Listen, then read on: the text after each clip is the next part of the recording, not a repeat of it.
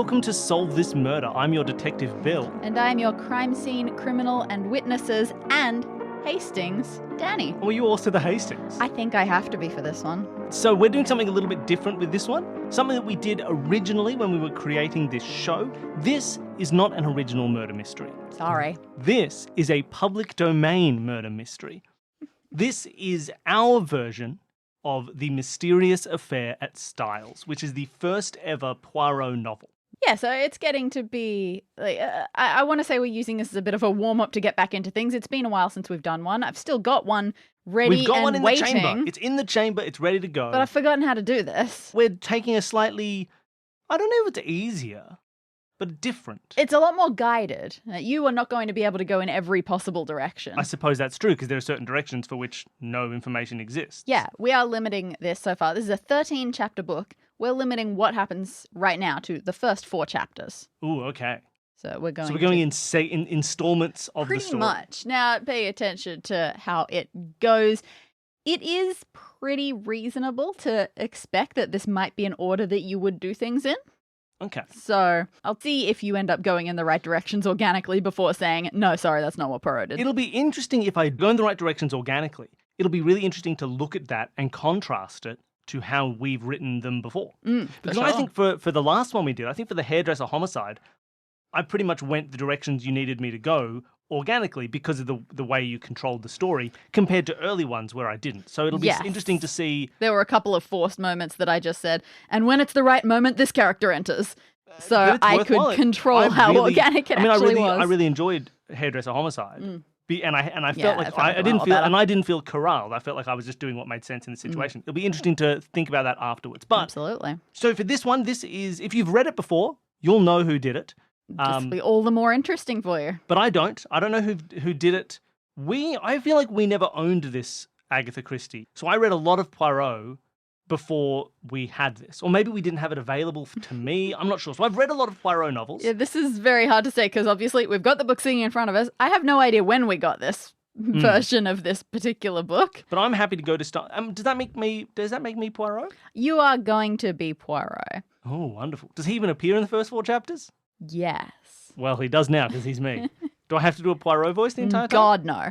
It will cause me immeasurable distress if you do. And as Hastings, a recently wounded war vet, I don't think you should be adding to my troubles. But I know that as Poirot, annoying Hastings is something that I would quite enjoy. So not yet. They haven't known each other for that long. I don't know what to do here. All right. Well, I'm ready to go. I don't know how this starts. I don't know how we get going. One of the first things that happens is that Hastings tells his guests, man, I met a friend in Belgium a while ago. I'd really like to fancy myself a Sherlock Holmes style detective. I think that'd be fun. That'd be the dream. And yeah, so I met this dude once. He taught me a thing or two. I mean, I far eclipsed him now, obviously. It's just a bit of a lark. But yeah. Okay. So I've got to prove you, young whippersnapper, wrong. Yes, I am also a small boy of 30. Which is ridiculous. All right. Well, I'm ready to go. Set the scene. Paint me the scene. Let's go to Styles. All right. Is Styles a place? It must be a place. It's Styles St. Mary seems to be what the whole area is called. Right, that's what the station is called, at least. Let's go to St. Mary Mead. Yeah, you're staying in the area quite nicely because a certain old rich matriarchal woman has opened her area to a few refugees who have lost their homes during the war. How nice of her. What's her name? Mrs. Inglethorpe is her name at the moment. Mrs. Inglethorpe. Wait a minute. Her name at the moment. Oh, well, sorry. That's her most recent married name. Oh, I see. Not it's about to change. No, quite the opposite. Okay, wonderful. And I happen to be here to recuperate because John Cavendish, who is her stepson, he's an old acquaintance. I ran into him. I needed somewhere to spend some time recuperating. Finally gotten out of that disgusting wounded veterans hospital. Yes, of course. And so, yeah, we just happened to Surprising run they into have each a other. hospital specifically for the disgusting wounded veterans, but, you know. I suppose that was the early 1900s. So yeah, just by sheer coincidence, we happened to run into each other at one point, and we just said hello, goodbye, whatever. Wonderful. But then, a couple of days later, I have come running to your door to tell you there has just been a death in this house at Styles. Oh no. I have a sneaking suspicion, and I'm pretty sure the doctor here does too, that it was murder. And I reckon that if you get in quickly, you might be able to discover some things. Am I staying at the house or am I staying You are in a staying separate at a area? separate house. I'm staying at the house. Now, just to appease my sense of propriety and how the show goes, could you possibly have Hastings call me up Oh, and explain it's the situation? 1920. Did they have phones in the country in 1920? I don't know, but can you make the call? I honestly don't feel like I have seen evidence of a phone in this book. Fine. Can Like you when they change say, Hastings? "Oh my God, call the doctor," they go in their car. Okay, so someone's been murdered at the... Yes, please. Okay. And look, I've been staying here for a couple of days now. I'm pretty sure I've committed everything important and unimportant to memory. I can tell you everything about what's been happening over the last few days. Oh, but Hastings, you said you've eclipsed me as a detective. No, please, why don't you solve this one? No, my old brain could never stand. You're the Sherlock Holmes type. Please, you tell me who's murdered the man. Well, see, the thing is, I'm already an acquaintance, and you know how people, like, they sort of... you're they worried trust that you'll be outsiders biased. a little more. Of course. All right, well, do we know who's died? Well, it's Mrs. Inglethorpe. Oh no, Mrs. So that's why it was her name. Now her name is ex-Mrs. Inglethorpe. She's died, and you think it's murder? Well, it seemed like the doctor believed so. It really came all of a sudden. I mean, she was a little bit older. She was in her 70s. Oh, well. In the middle of the night, she had some sort of fit, and when the doctor came in, he turned to the other doctor, and they had a little bit of a private conversation, and then came in and said that they wouldn't be able to sign the death certificate under these circumstances. So I'm pretty because they don't sure. know whether it's a murder or not. Yeah, they aren't prepared, so they want to do a full post-mortem and everything. So I'm pretty sure that what they're discussing in the background is they think that it may have been poisoning. Ah, interesting. Probably strychnine or... I fully support strychnine poisoning. That was my first thought. I'm so glad we're on the same page, Poirot. Thanks, Hastings. Legitimately, in the book, first thing he does after the murder, he waits 5 minutes, runs to the library to look up strychnine poisoning. Can I talk to the doctor about the death? Oh, not at this stage. They're very busy right now. You've got me. I've got you, Hayes. So you're my... Yeah, I can tell you everyone who's there, everything that's happened in the lead up. There's been some wild stuff happening. You sure you don't want to hear about that before you start interviewing people? Well, I was thinking I might go and look at the body, but that's just me talking, I suppose. Tell me about the death. Tell me about how she died. She had a fit in the night. Is that consistent with strychnine? Would I know this as Poirot? What you would know is that strychnine poisoning tends to come on quite quickly after ingestion. Oh, okay. Did she eat or drink anything before going to bed? Oh, goodness. Did I pay any attention to that? I mean, she definitely, she had a coffee right before retiring to her bed. Okay. Did she eat much? She was a bit flustered throughout the afternoon. I don't think she ate much for dinner. Well, the coffee, surely strychnine could be administered through drink. Easily. So maybe a poisoned coffee. Do we still have the cup? That, I assume, would be in the bedroom. It was a bit of a mess with everything, and we all broke in there to see if she was all right. Well, you say you all broke in there. What yes. constitutes you all? Oh, I should tell you the people who were in the house at the time. Over in the left half of the house, the left wings. Yes. Sure. I had a bedroom. Opposite me was Lawrence Cavendish, the younger stepson. Oh, I see. So the brother of John Cavendish? Exactly. Lawrence. And is that with a U or a W? A W. You were opposite in the hall? Yes, Your rooms are opposite each other, on the left side of the house? Uh-huh, that's all right. right. Wonderful. And then after that was Mary Cavendish, John's wife, who is around 40 and an absolute knockout, apparently. I'll just put hot in brackets. She is mega hot. All right, wonderful. And then... I don't know why you're telling me this, Hastings. It doesn't seem relevant to the murder, but maybe it does. Who can say? And then there's John, also on Opposite the left. Mary. Next to Mary's room. I can show you the map if you like. Oh, please. Oh, wow, there's a little map. This book has a little map. I didn't know this. Oh, there are 2 spare rooms beside you. Oh, yes, there are lots of spare rooms. This is a very big house. The Belgians haven't made it yet, I guess. Yes, I'm not even in the house. There's spare rooms everywhere. I'm not sure how much property Mrs. Cavendish owns or how much she was just saying, come to our town and there'll be room for you probably. And who was on the... I know I've just looked, but you can tell me who was on the other side of the house? Okay, so right in the centre of the right-hand side, there was Mrs. Inglethorpe herself. She had the main room, obviously. It's her house. Off to one side of that, Alfred Inglethorpe, her relatively new husband. Oh, relatively new husband. Yes. How long have they been together? All I have been told is not exceptionally long, and it's been quite a point of contention. He's about 20 years younger than her, and everybody in the house has no doubt that it's just straight up money. You think he's married her for the money and would profit from her death? Without a doubt. Interesting. Well, Yes. case closed. I mean, that was kind of how Mrs. Inglethorpe herself got all of this anyway. She married... Oh, she married an older man? She married Mr. Cavendish, Father Cavendish. Father Cavendish. He was super wealthy as a widower with these 2 boys. She married in, completely swept him away, and he left her everything. And Absolutely everything. How long ago was this? Oh, that was quite some time ago. Interesting. The boys were... Boys. Well, no, they were fairly young when they married, initially. They were old enough when their father died that it was a bit of a sting that they didn't really get much themselves. Of course. Of course, it would have all gone to the wife and they were expecting an inheritance. Yes, and now that Alfred Inglethorpe has come in and seems to be doing exactly the same thing, they're feeling a little bit put out. Interesting. And it wouldn't make so much sense for them to kill her for the inheritance, knowing that it would go to the husband. Feels they should kill them both or kill neither. One would think. And who is in the final room? That's Miss Cynthia Murdoch.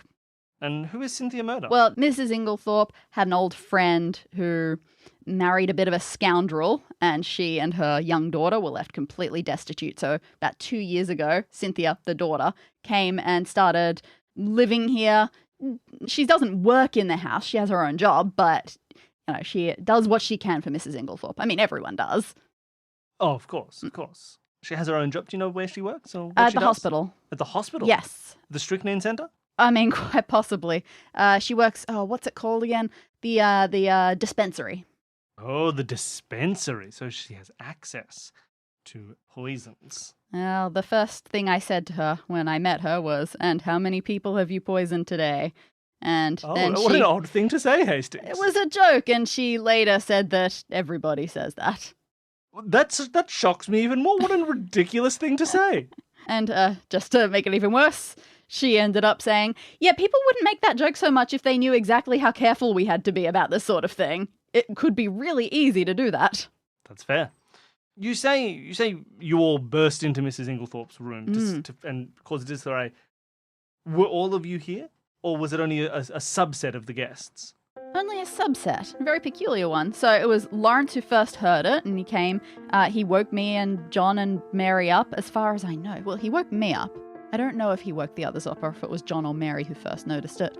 But the Cavendishes, in general, noticed it. They were up. They got me, and we're the big tough men. So we tried to open the door. Apparently there had just been some strange noises of pain coming from Mrs. That's what Lawrence Inglethorpe's. noticed. Yes. Coming from Mrs. Inglethorpe's bedroom, so we figured, oh no, she's ill. She's in her 70s. This is not unusual.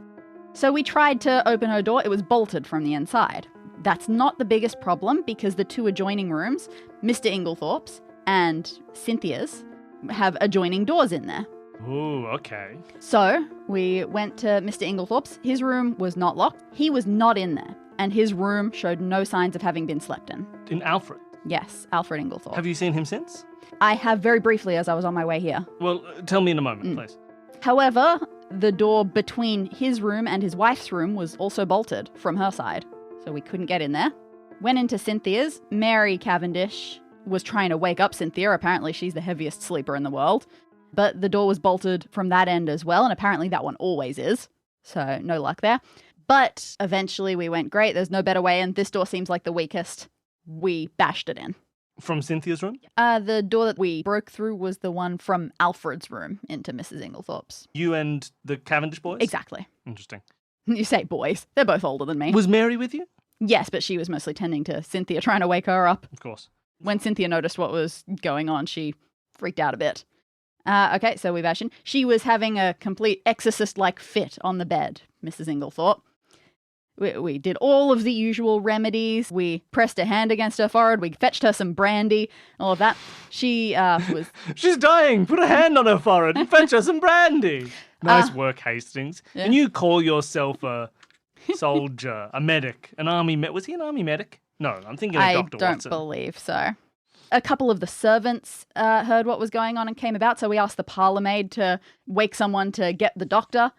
And by coincidence, another doctor, who was a family friend, was passing by. He ran up to come and assist. A family friend? Yeah, doctor. Mary. Do we know who they are? Mary Cavendish has a friend who's a doctor, Dr. Bauerstein. Bauerstein? Oh. In a totally un-anti-Semitic way, I'm sure Hastings is very suspicious of him right away. Lovely. Who's a friend of Cynthia's? Mary's. A friend of Mary's? Yes. And what someone as hot as her is doing with a friend like him, I'm not sure. Oh, get out of here, Hastings, you dummy. So yeah, it seems like by complete coincidence he was around, and he has been hanging around a bit, been doing stuff. They've been doing stuff together. It's about 5 a.m. So he happened to see the call that someone was racing for the car, yelling for a doctor. So he rushed in and he started taking a look at the patient. And as he came in, she seemed like she was getting a little bit better, Mrs. Inglethorpe. The attack seemed to be subsiding, and she said, okay, I'm better now. Stupid to lock myself in. And then she started seizing up again, even worse than before, and she started calling out Alfred's name.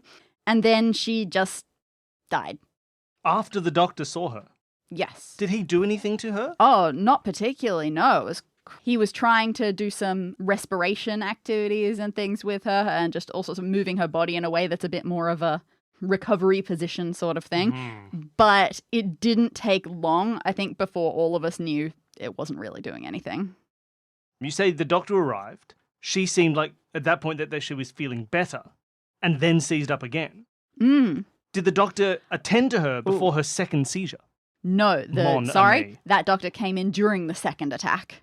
Interesting. Poirot, quickly. His eyes glaze over and he jumps into his mind palace. See, I was thinking perhaps, maybe the first fit was literally just a fit, just a general thing.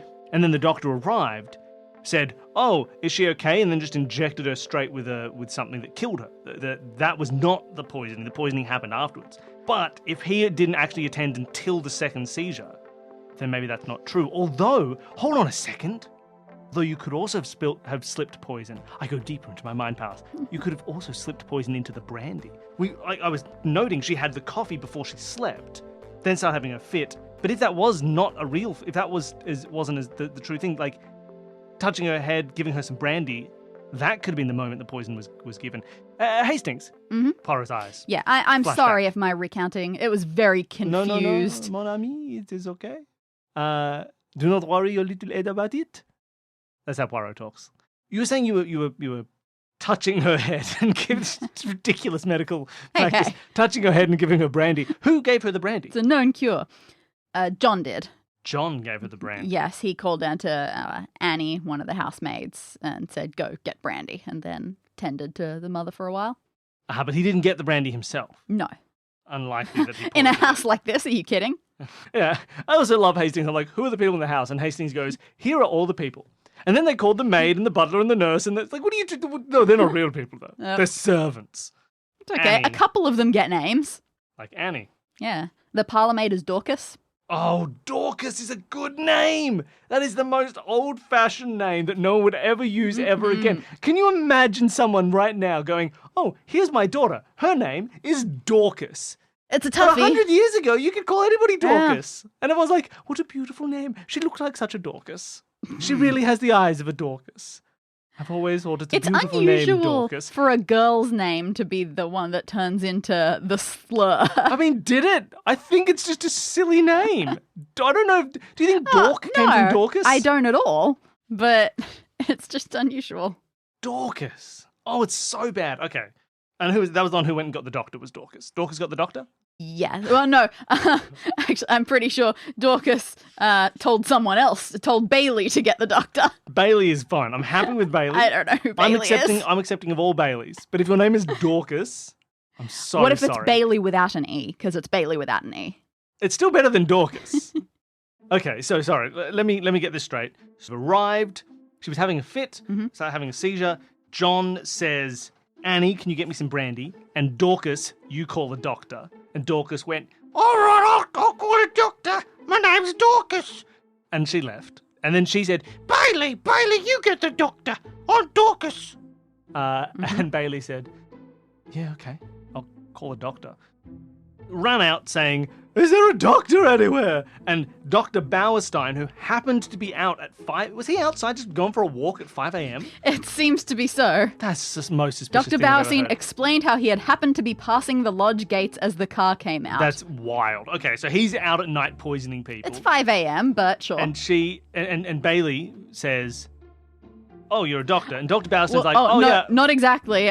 Bailey says, I'm going to get the doctor. Oh, and he went, I'm a doctor too, and I know this family. Run in. Sure. He's a doctor. But yeah, so the doctor they actually went to get was Mrs. Inglethorpe's personal doctor, Dr. Wilkins. And has he arrived since? Yes, he has, but... Dr. Bowerstein arrives just at the time of the second seizure, where she seizes up and she says, Alfred! And then dies. Yes. After calling out for her new husband, who is nowhere to be seen. Correct.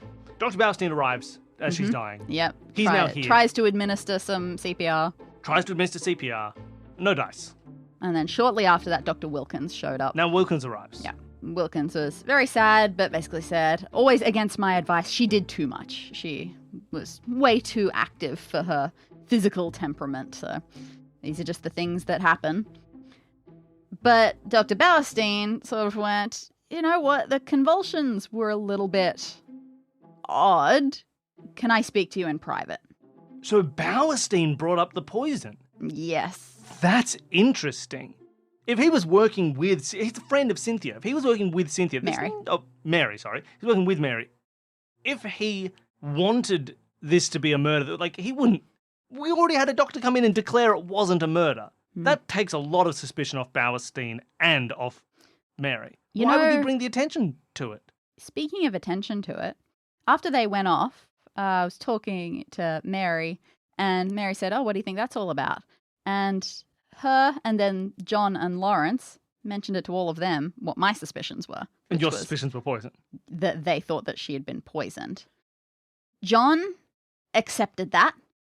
Mary and Lawrence both said that was ridiculous.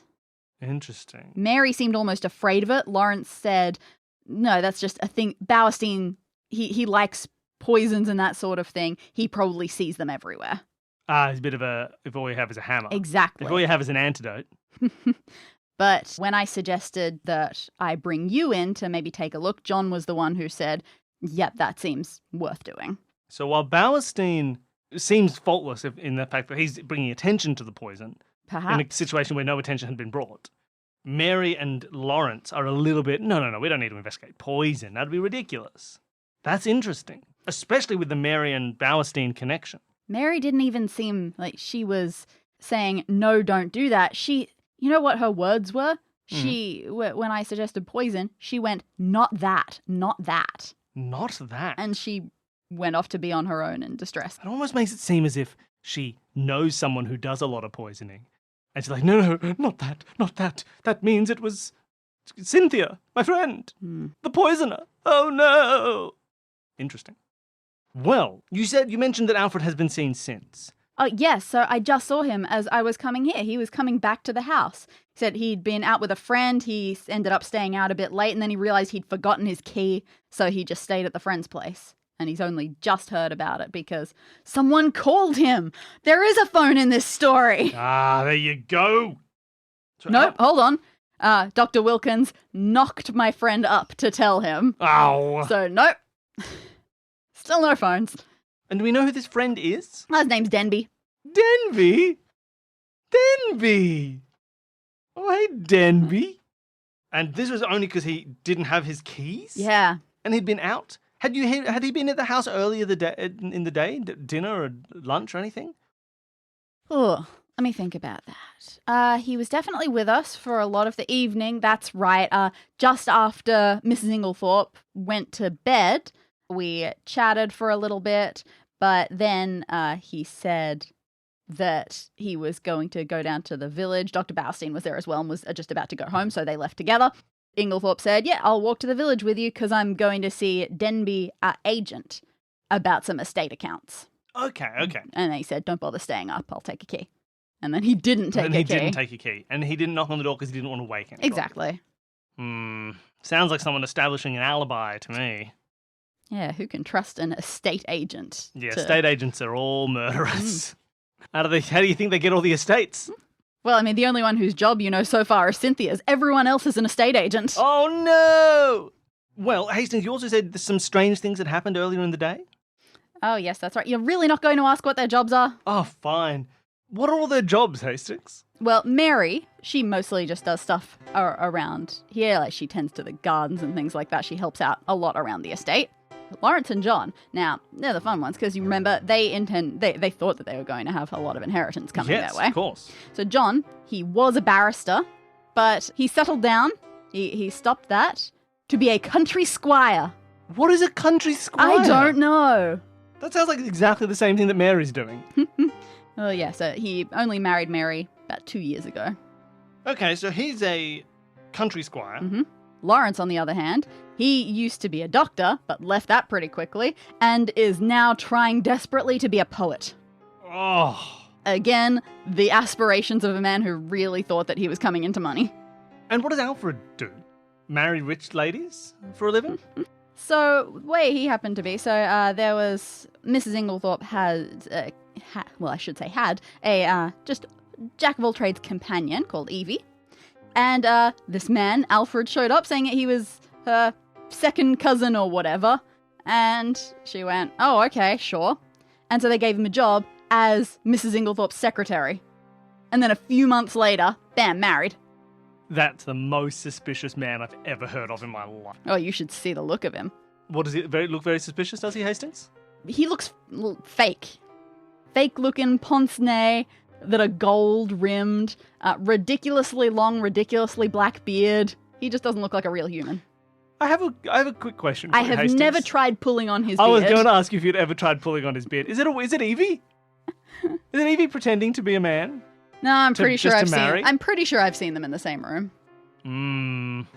But at the same time, or did Alfred step out of the room and then you heard the scruffling of someone taking off a fake beard, and then Evie would walk in and say hello, hello, and then walk out, and she, for some reason wearing the same clothes as her second cousin. This would have been an interesting thing that happened. One of the things that happened earlier, because Evie got in a fight with Mrs. Inglethorpe about Alfred, and basically gave her a "it's him or me" ultimatum, and that would be pretty funny if Evie and Alfred were the same person.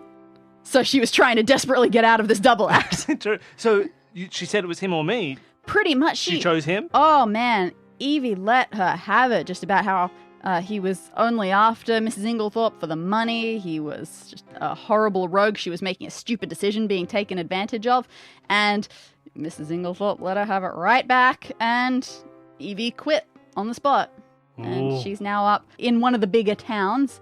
But she sent back letters saying, hey, if she wants me back, like if she'll apologize and we can cover all this, I will come back. No wonder you said that was weird. There was some stuff going on. Oh, that's not even the only fight that happened. It's quite something.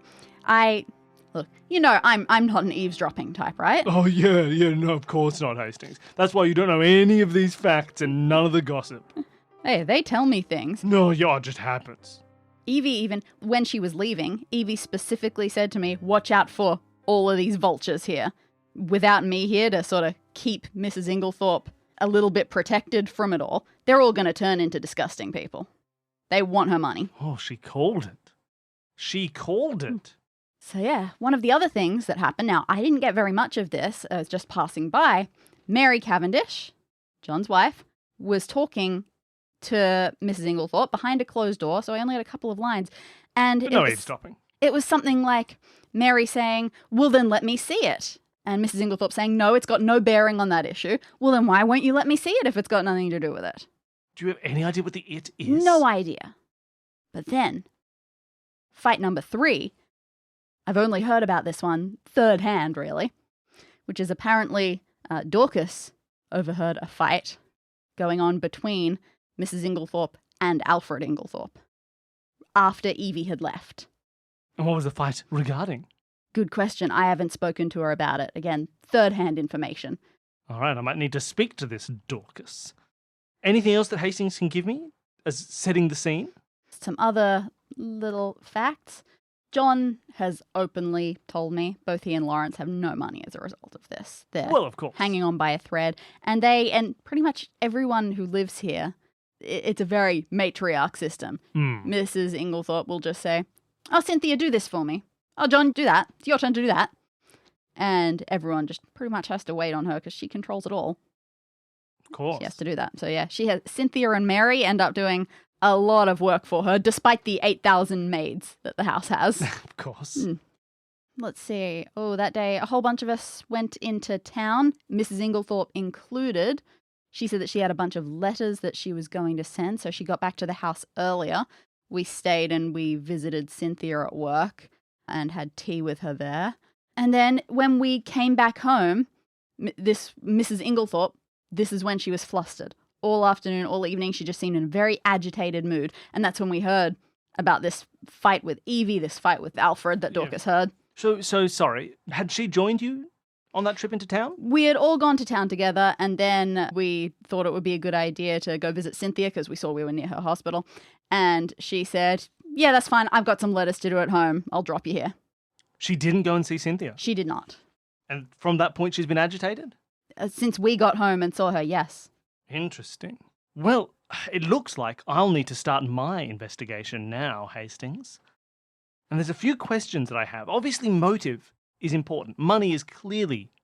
Oh, sorry, Hastings, if you just take one step back, I'm entering my mind palace. Oh, gotcha. My eyes glaze over. Money is clearly part of the motive. And it's worth noting that Alfred was with the estate agent. Do we know what happens in what Alfred's will is? Do we know what Alfred's will is? Well, or what Miss Ingalls... Are we assuming all the money goes to Alfred, or is she leaving the money to the children? Oh. I haven't seen the will. Yeah, goodness. I assume all that sort of thing will start to arise in a couple of days once the lawyers have gotten Yes, it'll be definitely involved. An interesting thing to look at. Of course, if it is poison, we also have to look at how the poison was ingested and who could have got the poison to her. Who had the opportunity to poison a brandy or a coffee or a meal? If it is indeed strychnine, who has access to strychnine? Obviously, Cynthia has access to poisons galore. But in that case, so may her friends. So may her enemies. And in fact, all of you went to see Cynthia. Perhaps someone could have gotten some poison then. You know what? Look, I don't want to say anything against Cynthia. She's a lovely girl. But it was her that Mrs. Inglethorpe said, bring me my coffee, right before going to bed. So the poison girl was the one who brought the coffee.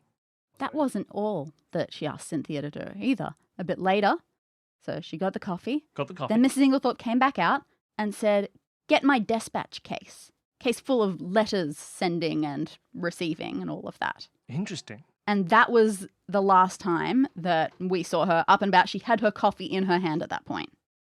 Did we ever see the letter she intended to send?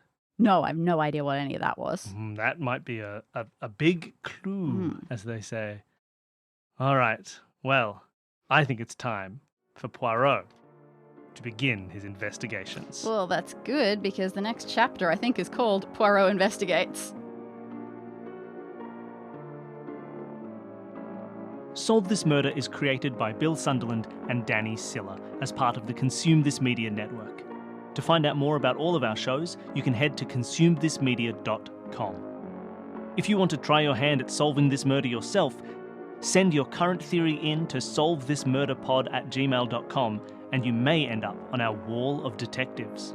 If you enjoyed part 1 and you cannot wait another week for the next part and to see where this mystery concludes, our Patreon donors at www.patreon.com/consumethismedia will have all parts of this mystery available to them right now.